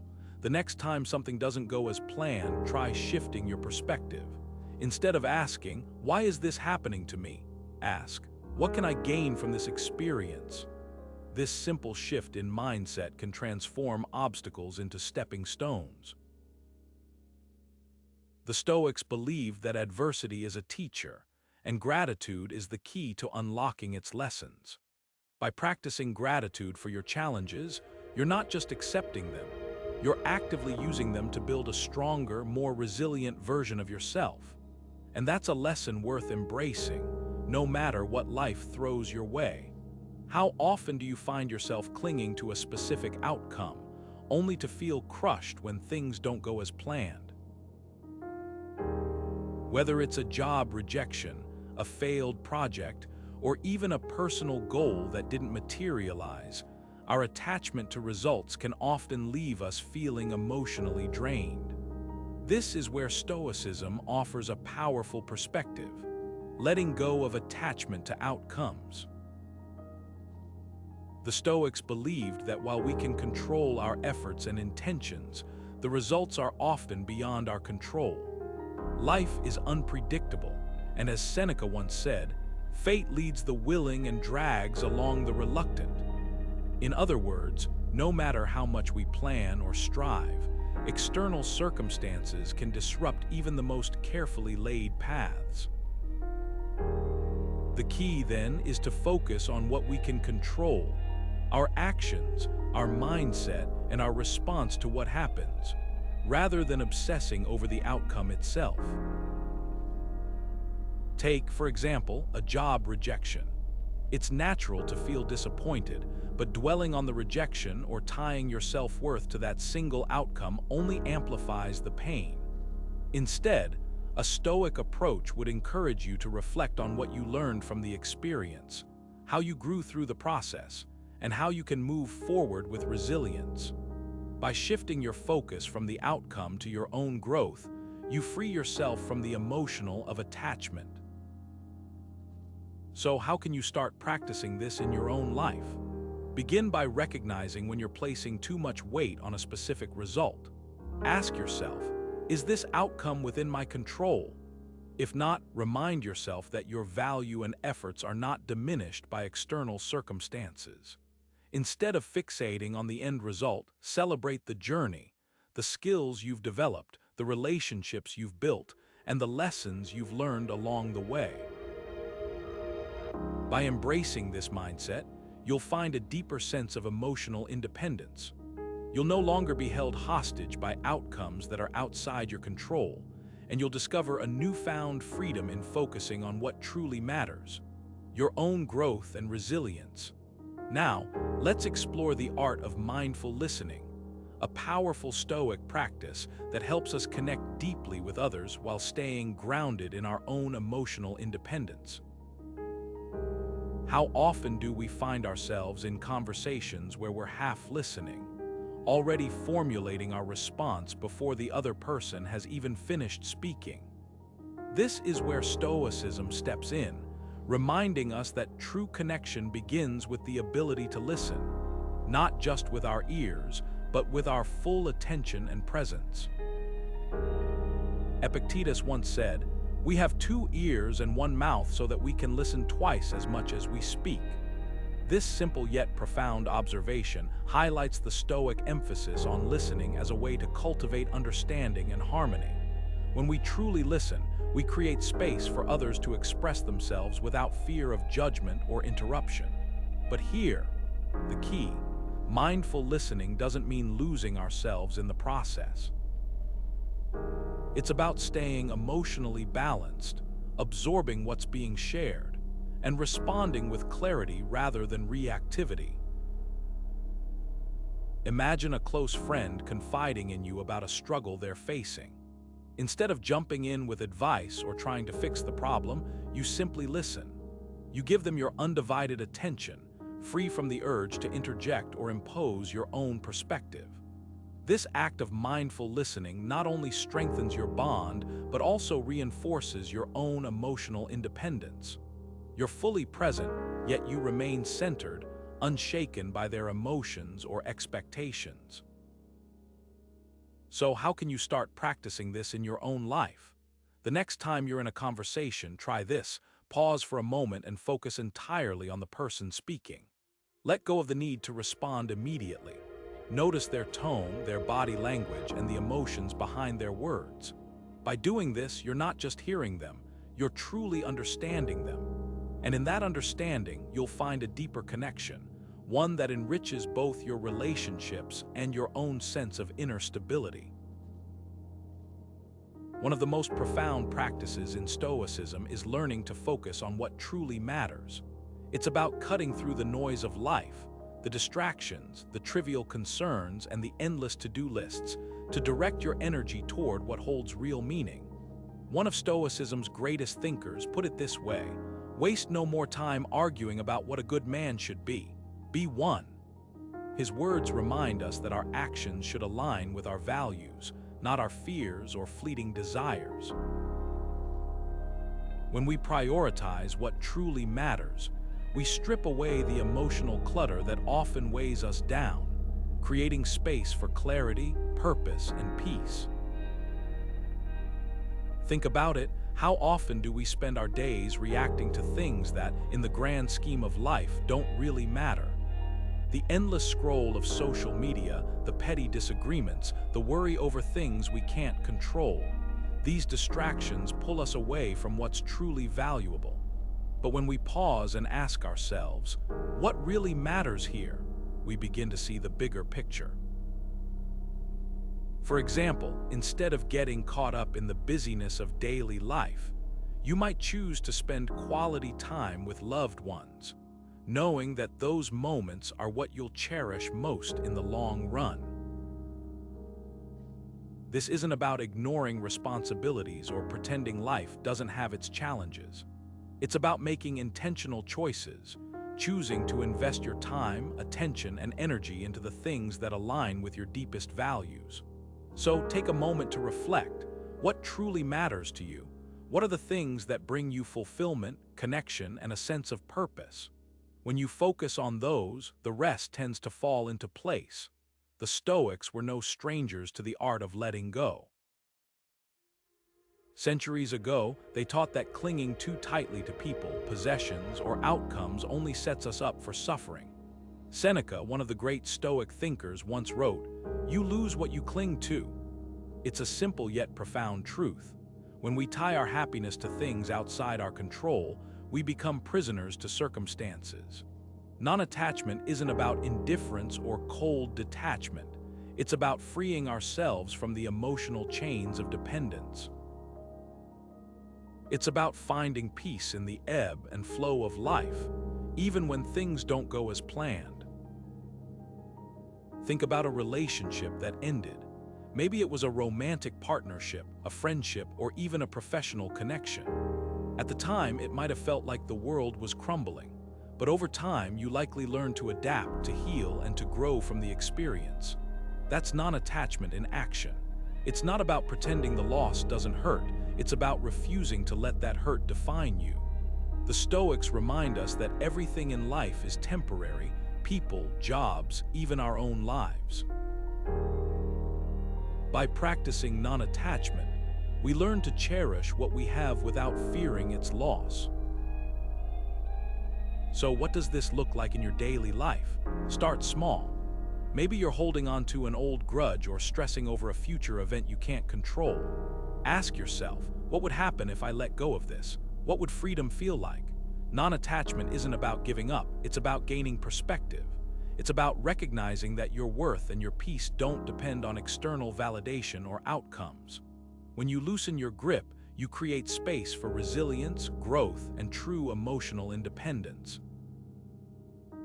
How often do you find yourself changing your actions or decisions just to fit someone else's expectations? It's a common struggle, one that can quietly erode your sense of self and emotional independence. The Stoics, however, had a powerful antidote to this: the practice of self-approval. For them, the only validation that truly mattered was the kind that came from within. One of the most famous Stoic philosophers once wrote, "It is not what others think of you that should concern you, but what you think of yourself." This simple yet profound idea shifts the focus from external validation to internal integrity. When you prioritize self-respect over the fleeting opinions of others, you reclaim your emotional freedom. You stop being a prisoner to approval and start living in alignment with your deepest values. Here's a practical way to apply this. Imagine you're faced with a decision, something as simple as choosing a career path or as personal as setting boundaries in a relationship. Instead of asking, "What will others think of me?" ask, "What aligns with who I am and what I stand for?" This subtle shift in perspective can be transformative. It allows you to act from a place of authenticity rather than fear of judgment. So, how can you begin to let go of the need for approval? Start by noticing where it shows up in your life. Are you constantly seeking reassurance from others? Do you hesitate to speak your truth because you're worried about how it will be received? These are moments where you can practice self-approval. Remind yourself that your worth isn't determined by others' opinions. It's rooted in your ability to live with integrity and purpose. This doesn't mean you have to shut out feedback or ignore the perspectives of those you trust, but it does mean placing your own values and self-respect at the center of your decisions. When you do this, you'll find that the need for external approval begins to fade, replaced by a quiet confidence in your own judgment. And that's where true emotional independence begins. Contentment is not about having everything you want. It's about finding peace with what you already have. This is a cornerstone of Stoic philosophy, a reminder that true emotional independence begins when we stop chasing external validation or material possessions and instead focus on the richness of the present moment. Epictetus once said, "He is a wise man who does not grieve for the things which he has not, but rejoices for those which he has." This simple yet profound idea invites us to shift our perspective, to see the abundance in our lives rather than the lack. Think about it. How often do we postpone happiness, waiting for the next big achievement, the next promotion, or the next purchase? The Stoics teach us that contentment isn't a destination, it's a practice, a daily choice to appreciate what's right in front of us. Take, for example, the simple joy of a quiet evening at home. Instead of scrolling through social media and comparing your life to others, you could sit with a cup of tea, listen to the stillness, and feel grateful for the moment of calm. It's in these small, often overlooked experiences that contentment thrives. But how do we cultivate this mindset? Start by noticing the little things. The warmth of sunlight on your skin, the sound of laughter, or even the comfort of a favorite book. These are the moments that, when acknowledged, can anchor us in gratitude. Contentment isn't about ignoring life's challenges. It's about finding stability within them, recognizing that even amidst difficulties, there's always something to appreciate. So here's a question to reflect on. What's one thing in your life right now that brings you peace or joy, no matter how small? It could be a relationship, a hobby, or even a quiet corner of your home. By focusing on these anchors, we train ourselves to find satisfaction in the present, rather than constantly yearning for what's next. This is the essence of emotional independence, a deep, unshakable sense of peace that comes from within, not from the world around us. Lesson 40 brings us to one of the most empowering Stoic principles, focusing on your circle of influence. This idea is about shifting your energy away from what you can't control and toward the things you can. When you do this, you reclaim a sense of agency, and those overwhelming feelings of helplessness begin to fade. Seneca once said, "We suffer more often in imagination than in reality." And this speaks directly to the power of focusing on what's within your control. Instead of dwelling on external circumstances or worrying about outcomes you can't dictate, you take action where it matters most, in your own sphere of influence. Think about it this way. Life is full of variables, and many of them are entirely outside your reach. The weather, other people's opinions, global events, these are things you can't change, no matter how much you might wish to. But within your circle of influence, there's a wealth of opportunity. This is where you can make a real difference. For example, you might not be able to solve world hunger overnight, but you can volunteer at a local food bank or organize a community drive. Small, deliberate actions like these not only create tangible impact, but also remind you of your ability to shape the world around you. So here's a question to reflect on. Where are you spending your energy right now? Are you pouring it into things you can't control, or are you directing it toward what you can? Take a moment to consider how you might shift your focus. Maybe it's by mentoring someone, improving a skill, or simply being more present in your relationships. The key is to recognize that your influence, no matter how small it might seem, is a powerful tool. By concentrating on what you can actually change, you build resilience, reduce stress, and cultivate a life that feels more purposeful and grounded. Picture this. One of history's greatest Stoic philosophers sitting in his study, surrounded by the chaos of an empire. Despite the countless voices vying for his attention, advisors, critics, even enemies, he remained steadfast, grounded in his own judgment. Why? Because he understood a fundamental truth. Emotional independence begins with detaching from the opinions of others. In his own words, he wrote, "You have power over your mind, not outside events. Realize this and you will find strength." This is Lesson 41, Practice Detachment from Opinions. The Stoics believed that our peace of mind is often disrupted not by what happens to us, but by how we interpret what happens, and this includes how we react to the opinions of others. Think about it. How often do we let someone's criticism or praise dictate our mood, our decisions, even our self-worth? Emotional independence isn't about ignoring others entirely. It's about not letting their views control you. It's about valuing your own judgment above all else. Here's a practical way to approach this. Imagine you're scrolling through social media and you come across a negative comment about something you've shared. Your first instinct might be to feel hurt, defensive, or even angry. But what if instead of reacting, you paused and asked yourself, does this person's opinion define me? Does it change who I am? The answer, of course, is no. Their opinion is just that, an opinion. It's not a fact, and it doesn't have to carry weight unless you allow it to.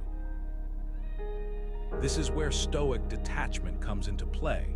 It's not about shutting out the world or becoming indifferent. It's about recognizing that you can't control what others think of you, but you can control how you respond. Reminded himself daily that his worth wasn't tied to the approval of others.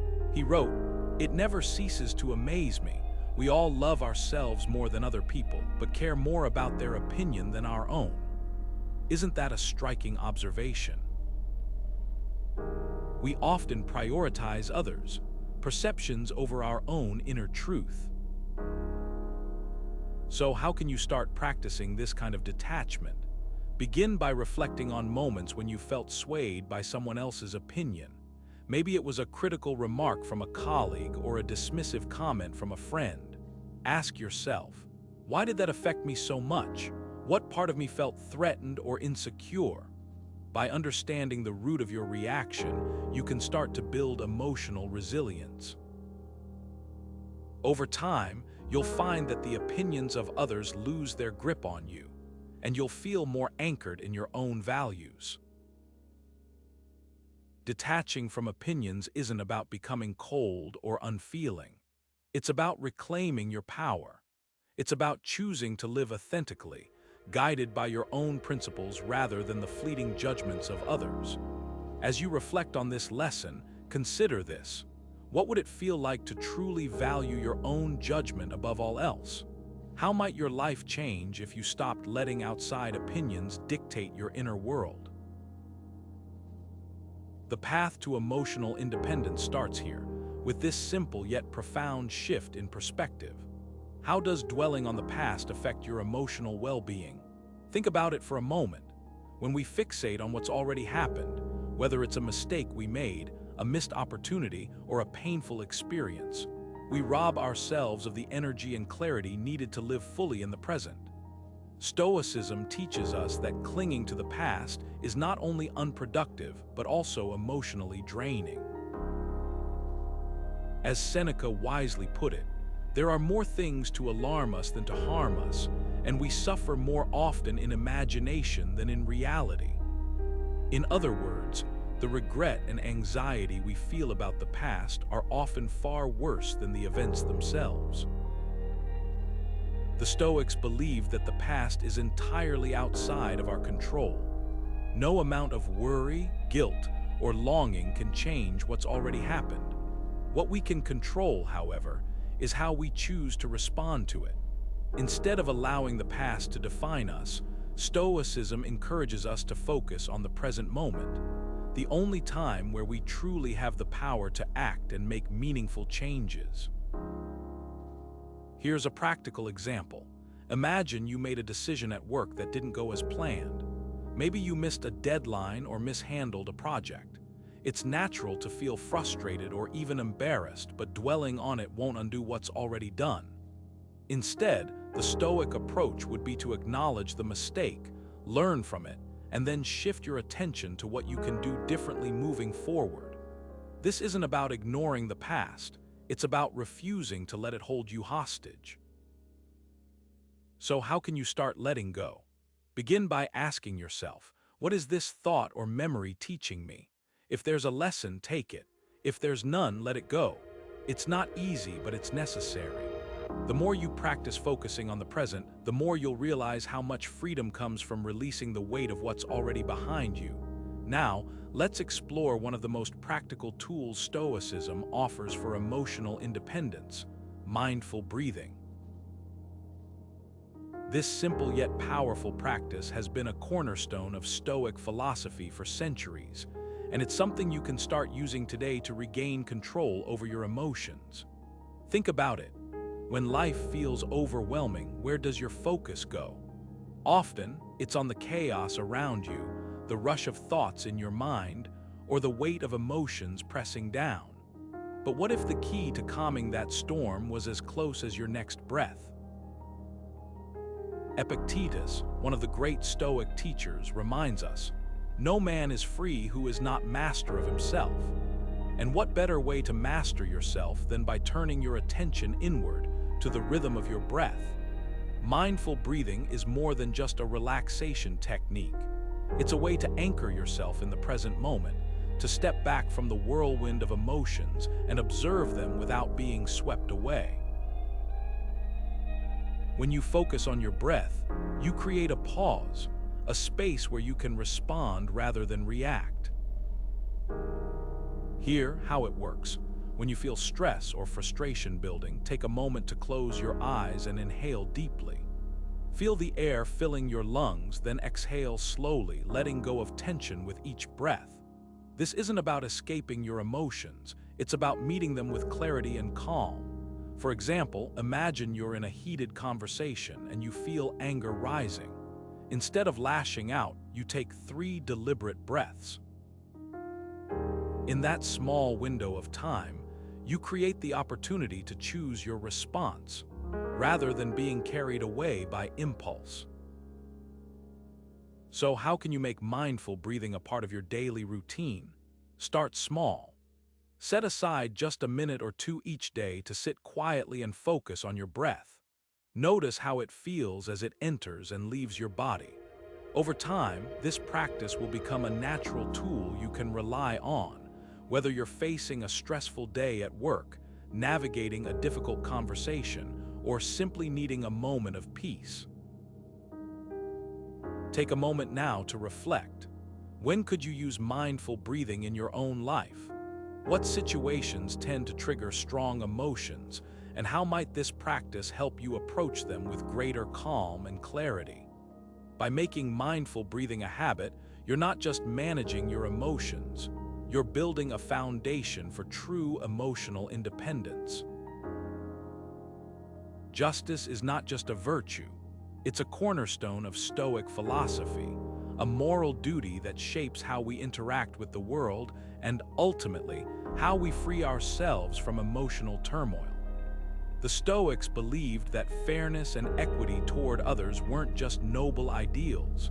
They were essential for cultivating inner peace and emotional independence.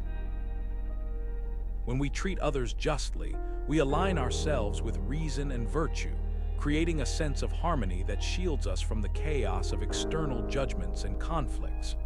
As once wrote, "What is not good for the swarm is not good for the bee." In other words, our well-being is deeply tied to the well-being of those around us. Acting unjustly doesn't just harm others, it fractures our own sense of integrity and emotional stability. Think about a time when you might have witnessed an injustice, whether it was someone being treated unfairly at work or a friend being excluded from a group. Standing up for what's right in those moments isn't just about helping others, it's about honoring your own values. When you act with fairness, you strengthen your resolve and reaffirm your commitment to living virtuously. This isn't about grand gestures. It's about the small, everyday choices, like speaking up when you hear a harmful comment or giving someone the benefit of the doubt when they've made a mistake. These acts of justice ripple outward, creating a sense of balance in your relationships and within yourself. So how can you practice justice in your own life? Start by reflecting on how you treat others, especially in moments of tension or disagreement. Are you quick to judge, or do you strive to see things from their perspective? Are you willing to stand up for what's fair, even when it's inconvenient or uncomfortable? Justice isn't just about righting wrongs. It's about actively choosing to act with integrity, even when no one is watching. By embracing this virtue, you not only contribute to a more equitable world, but also build a stronger, more emotionally independent version of yourself. The Stoics had a profound understanding of something many of us struggle with today: the illusion of control. Centuries ago, philosophers like Seneca taught that true peace comes not from trying to dominate every aspect of life, but from accepting what lies beyond our power.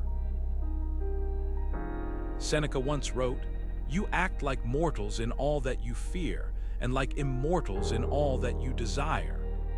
In other words, we exhaust ourselves trying to control the uncontrollable, clinging to outcomes we can never guarantee. But what if the key to emotional freedom lies in letting go? Think about it. How often do we stress over things we can't change? The weather, traffic, other people's opinions, these are all external events we have no real power over. Yet we pour our energy into worrying about them, as if our anxiety could somehow bend the world to our will. The Stoics believed this was a recipe for frustration. Instead, they urged us to focus on what we can control: our own thoughts, actions, and reactions. By surrendering the need to control everything else, we free ourselves from unnecessary anxiety. Let's take an example. Imagine a hurricane is approaching your area. You can't stop the storm, but you can prepare your home, gather supplies, and ensure your loved ones are safe. The Stoic approach isn't about ignoring the situation or being passive. It's about directing your energy where it matters most. Once you've done what you can, the rest is out of your hands. Accepting this reality doesn't make you powerless, it makes you resilient. So how can you start practicing this? Begin by noticing where you're trying to control the uncontrollable. Are you obsessing over a work project that's already out of your hands? Or maybe you're replaying a conversation, wishing you could change someone else's reaction. Take a step back and ask yourself, what's within my control here? Focus on that and let the rest go. It's not about giving up, it's about finding freedom in acceptance. This lesson is a reminder that life is unpredictable, and trying to control every outcome is like trying to hold onto water. The harder you squeeze, the more it slips through your fingers. But when you open your hand, you find peace. So, where in your life can you practice letting go today? What might you gain by releasing the need to control? How often does the need to be right interfere with your relationships? It's a question worth reflecting on, because that urge to win every argument to prove your point at all costs can create distance between you and the people around you. The Stoics understood this deeply. They believed that humility, not dominance, was the key to building stronger connections and fostering true emotional independence. Once wrote, "If anyone can prove and show to me that I think and act in error, I will gladly change it, for I seek the truth, by which no one was ever truly harmed." Think about that for a moment. What if, instead of defending our positions, we approached disagreements with curiosity and openness? What if we stopped seeing conversations as battles to be won and started treating them as opportunities to learn? Here's a practical way to apply this. The next time someone shares an opinion that's different from yours, try this. Pause, listen, not just to respond, but to truly understand where they're coming from. Ask yourself, what can I learn from this perspective? It's not about agreeing with everything. It's about recognizing that being right isn't always the most important thing. Sometimes, the act of listening and understanding can do more for a relationship than winning an argument ever could. So, how might your life change if you let go of the need to be right? What conversations could become more meaningful if you approach them with humility instead of pride? Let's take a moment to think about how we approach one of the most basic yet profound aspects of our lives: eating. In today's fast-paced world, meals often become just another item on our to-do list, something we rush through while scrolling on our phones or multitasking. But what if we could transform eating into an opportunity to cultivate presence and gratitude? This is where the Stoic practice of mindful eating comes in. Epictetus, one of the great Stoic philosophers, once said, "Wealth consists not in having great possessions, but in having few wants." This idea of moderation extends to how we approach food. When we eat mindfully, we're not just nourishing our bodies, we're also nourishing our minds and emotions. By slowing down and truly savoring each bite, we create space for gratitude. We begin to appreciate the effort that went into growing, preparing, and serving the food in front of us. It's no longer just fuel, it's a gift. Here's an example. Imagine sitting down to a meal without any distractions. No TV, no phone, no laptop, just you and the food. Notice the colors, the textures, the aromas. Take a bite and focus on the flavors as they unfold. This simple act of presence can ground you in the moment, pulling you out of the chaos of daily life and into a state of calm awareness. It's a small but powerful way to reconnect with yourself and the world around you. So how can you bring this practice into your own life? Start small. Choose one meal or snack each day to eat mindfully. Turn off the screens, take a few deep breaths, and really pay attention to what you're eating. Reflect on how this shift makes you feel. Does it bring a sense of calm? Does it deepen your appreciation for the simple things? By making mindful eating a habit, you're not just feeding your body, you're feeding your emotional well-being too. This practice isn't about perfection. It's about presence. It's about finding moments of stillness in the rush of life and using them to reconnect with what truly matters. And in doing so, you're not only honoring the Stoic value of moderation, you're also building a stronger, more resilient sense of emotional independence. Wisdom is the cornerstone of emotional independence in Stoicism.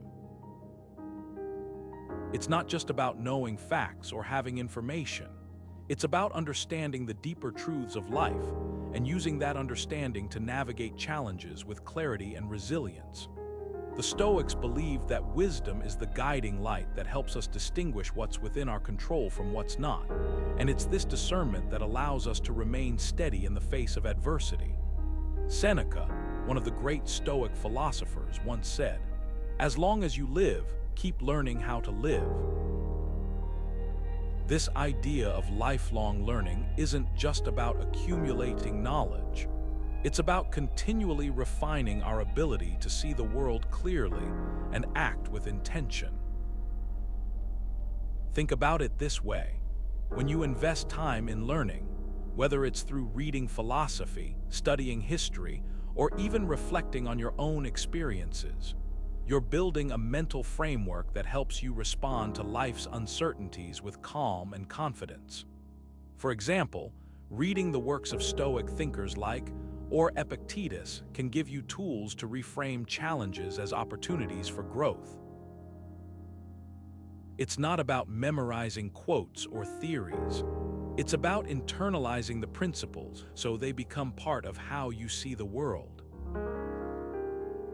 So how can you focus on wisdom in your own life? Start by carving out time for reflection and learning. It doesn't have to be hours each day. Even a few minutes spent reading a thoughtful passage or journaling about a difficult situation can make a difference. Ask yourself, what can I learn from this? Rather than, why is this happening to me? That shift in perspective alone can open the door to greater emotional resilience. Wisdom isn't something you achieve overnight. It's a practice, a commitment to growing a little each day. And as you do, you'll find that your ability to remain emotionally independent becomes stronger, no matter what life throws your way. One of the most profound lessons Stoicism offers is the art of letting go, specifically, letting go of rigid expectations. The ancient Stoics understood that clinging too tightly to how we think things should be often leads to frustration, disappointment, and even suffering. The philosopher king put it simply, "You have power over your mind, not outside events. Realize this and you will find strength." This insight reminds us that life is unpredictable, and the more we try to control outcomes, the more we set ourselves up for distress. Think about it. How many times have you felt let down because something didn't go the way you envisioned? Maybe you planned a perfect day, only for it to be derailed by unexpected rain, a canceled meeting, or a last-minute change. The problem isn't the rain or the cancellation, it's the expectation you attach to the day. The Stoics taught that by releasing these attachments, we free ourselves from unnecessary emotional turmoil. Instead of resisting what happens, we can adapt and find peace in the moment. Take, for example, a situation where you've spent weeks preparing for an important presentation, only to have the schedule shifted at the last minute. The natural reaction might be frustration or anxiety. But what if, instead of resisting the change, you chose to see it as an opportunity? Perhaps the extra time allows you to refine your ideas or take a much-needed breather. This shift in perspective doesn't mean you stop caring about the outcome. It means you stop letting the outcome control your emotional state. So how can you start practicing this in your own life? Begin by reflecting on the expectations you hold, big or small. Are there areas where you're holding on too tightly? Maybe it's a relationship, a career goal, or even something as simple as how your morning routine should go. The next time things don't go as planned, take a moment to pause and ask yourself, can I let go of this expectation and embrace what's actually happening? By cultivating this mindset, you'll find that life becomes less about fighting against the current and more about flowing with it, finding strength and resilience in the process. Inner peace isn't just a fleeting feeling. It's the cornerstone of emotional independence, the kind of tranquility that remains unshaken even when the world around you feels like a storm. In Stoicism, this isn't about escaping life's challenges, but about finding a steady calm within them. As Epictetus wisely said, peace of mind is the goal, not the absence of trouble. It's a reminder that true peace doesn't come from controlling external circumstances, but from mastering your internal response to them. Think about it this way. Imagine you're stuck in traffic, late for an important meeting. The frustration builds, the tension rises, and you feel powerless to change the situation. But what if, instead of fighting against it, you chose to accept it? Not in a passive way, but in a way that allows you to refocus your energy on what you can control, your breath, your thoughts, your attitude. That shift, right there, is the essence of cultivating inner peace. It's about recognizing that while you can't always control what happens, you can always control how you respond. Stoicism teaches us that aligning with nature, both the world around us and our own inner nature, is the path to this lasting tranquility. When we stop resisting what we can't change and start focusing on what's within our power, we begin to build a foundation of inner harmony. It's not about ignoring the chaos or pretending it doesn't exist. It's about finding a quiet strength within it. So how can you start cultivating this kind of peace in your own life? Take a moment to reflect on a recent situation where you felt overwhelmed or frustrated. What could you have done differently to approach it with a sense of calm? How might shifting your perspective, even just a little, help you find that inner stillness? Inner peace isn't something you stumble upon by chance. It's something you actively create through practice, patience, and a commitment to living in alignment with Stoic principles. And when you do, you'll find that emotional independence isn't just a goal, it's a way of life. Throughout this journey, we've explored 50 timeless Stoic lessons, each one a stepping stone toward true emotional independence. From the power of detachment to the strength of resilience, These principles aren't just philosophical ideas, they're practical tools for navigating life's challenges with grace and clarity. Together, they form a roadmap, guiding us toward a deeper understanding of ourselves and the world around us. At the heart of these lessons is a simple yet profound truth. Emotional independence isn't about shutting out the world or ignoring our feelings. It's about cultivating the ability to respond rather than react. It's about finding stillness within chaos, strength within vulnerability, and clarity within confusion. Practices like staying present in the moment, embracing impermanence, and focusing on what we can control. These aren't just strategies, they're habits of mind that transform how we experience life. Once wrote, "You have power over your mind, not outside events. Realize this and you will find strength." These words remind us that the journey of self-mastery is an inside job. It's not about changing the world, but changing how we see it. And while the path may not always be easy, it is undeniably rewarding. As we wrap up, I encourage you to take a moment to reflect. Which of these lessons resonated most with you? How can you begin to apply them in your daily life? Emotional independence isn't built overnight. It's a practice, a commitment to growth, one small step at a time. If you found value in these teachings, consider subscribing for more Stoic insights to support your journey. And don't forget to share your thoughts in the comments below. I'd love to hear how these lessons are shaping your path. Remember, the journey of self-mastery is yours to embrace, and every step forward is a victory. Thank you for joining me, and until next time, stay strong, stay present.